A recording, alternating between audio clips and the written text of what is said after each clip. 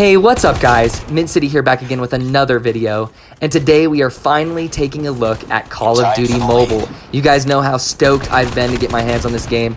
The beta finally released in Canada, which means I could download it off of my Canadian iTunes account because I only have an American and Canadian iTunes account. So I downloaded it and I'm using UFO VPN to actually play it. Unfortunately, the only free option I have is the Australian servers for Call of Duty Mobile. If you guys have one that makes it so that I can get onto the Canadian servers, please let me know in the comment section down below. I'd really appreciate it. But just know that you can at least try out the game, albeit very laggy game, on the Australian servers with UFO VPN. But let's just know that it has affected the gameplay. It's not going to be as crispy as your boy Mint City can do because of all that lag. Buttons weren't working, and right because there's little lag spikes, and you'll see what I mean whenever you look at the gameplay. It's going to be kind of choppy, and it was very frustrating because I felt like I was fighting against the lag instead of the enemies. But anyways, let's get right into my thoughts of the game so far.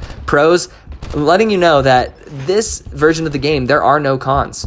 I think all the cons are going to be introduced whenever the game is globally released, but we'll get into that later. So pros, the game is absolutely gorgeous. I played it on my iPhone XR on the highest graphical setting. Looks insane. One of the best mobile games I've played. Right up there with Shadowgun Legends, like the most beautiful game I've played.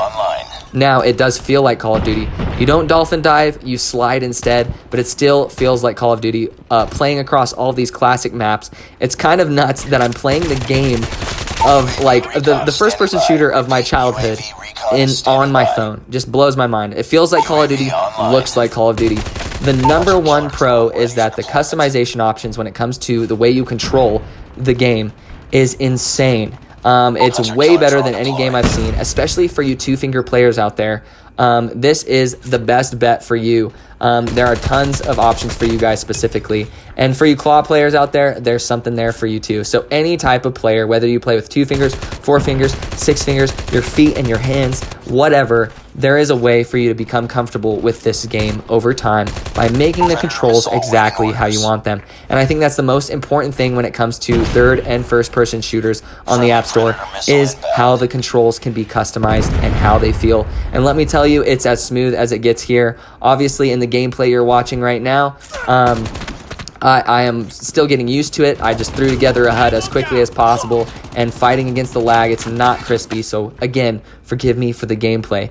Now on to the cons. I think the cons are going to be released whenever it's globally released. And what I mean by that is I think the pay-to-win elements will show themselves outside of the beta. Obviously, they want the beta to be fun. They want it to be straightforward and to the point, and they want a positive reaction from it. And I think they've kept the monetization out of it. You see a battle pass, which is totally fine with me, completely fair, but I do think there are going to be statistical variance when it comes to guns, and I think there's going to be some sort of pay-to-win element in this game. Now, depending on what type of player you are, you may or may not care when it comes to that, and I think this game is fun enough to, even if there is a pay-to-win element, I think there's still going to be enable some sort of way for free-to-play players, or at least some sort of chance for them to get their hands on those statistical variants of weapons.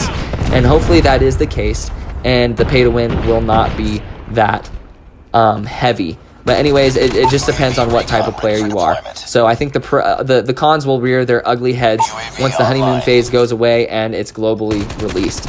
But just know, as of now, Call of Duty Mobile looks extremely solid. I think a ton of people are going to grind this game. A ton of content is going to be made, and it's just going to be a fantastic, fun experience for the mobile gaming community. So just know, Mint City is looking forward to it. Please leave a like and pop a sub if you guys are new or you enjoy mobile gaming content, because that's all I make here on this YouTube channel. If you guys enjoy streams, make sure you click that link in the description below.